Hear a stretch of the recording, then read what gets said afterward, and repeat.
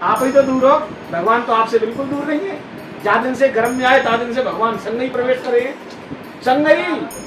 अंदर थे तब भी थे, बाहर निकले तब भी हैं। अब अंदर थे तब तक तुम जैसे थे, भगवान कह रहे बाहर निकले वैसे ही रहो, तो मैं तुम्हारी संग 12 महीने वही क्रिया में मैं आपको दिखता रहूंगा। तो वो क्रियाएं हम उतनी अच्छी नहीं बना पाते, क्योंकि बाहर निकलते ही 49 प्रकार की हवाओं के लपेटे में आते हैं और पुराना जितना भी था गर्भ के अंदर का ज्ञान सब भूल जाते हैं। भूल गए, अब याद कौन कराएगा? गर्भ ज्ञान को याद कौन कराएगा?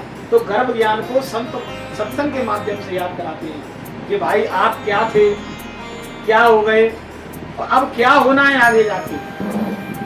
भाई जैसे शरीर की 3 अवस्थाएं बदली, पहले शिशु थे, शिशु से फिर बालक बने, बालक से फिर किशोर बने, किशोर से जवान बने, जवान से फिर वृद्ध बने और वृद्ध के बाद गोविंदाय नमो नमः, फिर दोबारा वही क्रम शुरू होगा। ऐसे ही हम पहले क्या थे, अब क्या है और आने वाले समय में हम क्या होंगे। तो भैया निरंतर अगर परमात्मा की शरणागत बने रहोगे, सुमरन सत्संग करते रहोगे, तो जे मान के चलना तुम्हारा बाल बांका नहीं होगा।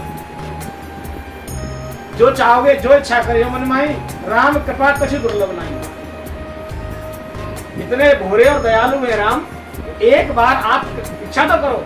अब ऐसा आदमी इच्छा करता है भगवान से जो कभी भगवान के सम्मुख नहीं होता, पीठ फेर रहे हो भगवान की तरफ, पीठ करे हो, कोई इच्छा कर रहे हो बड़ी अच्छी अच्छी, तो भगवान भी सोचते हैं पहले मेरी तरफ तो देख, आमना सामना तो होने दे, जब आमना सामना होगा तब मैं कृपा करूंगा। भाई कृपा कहाँ से करते हैं? देखो आप भी जैसे किसी पे कृपा करो, दृष्टि पाते ही तो करोगे, दृष्टि डालोगे तभी तो कृपा होगी। अब पीठ पीछे कोई बैठ जाए तो कैसे हाथ फेरेंगे वहां पे? हम नहीं फेर पाएंगे जब नजर ही नहीं पड़ेगी, जब नजर ही नहीं पड़ेगी। तो ये सारी क्रियाएं जब तक सन्मुख नहीं होंगी तब तक ये नहीं होती। एक प्रैक्टिकल है छोटा सा, जैसे ये मेरा हाथ है, ये मैं हूँ और ये मेरे हृदय में बैठे भगवान पीछे है। अब मेरी आंखें आगे की तरफ देख रही हैं, अगर मैं पूरे जीवन भर ऐसे ब्रह्मांड को देखता रहूं तो भगवान से तो मेरा कभी भेंट हो ही नहीं पाएगी। उसके लिए मुझे क्या करना पड़ेगा? मुड़ना पड़ेगा ऐसे।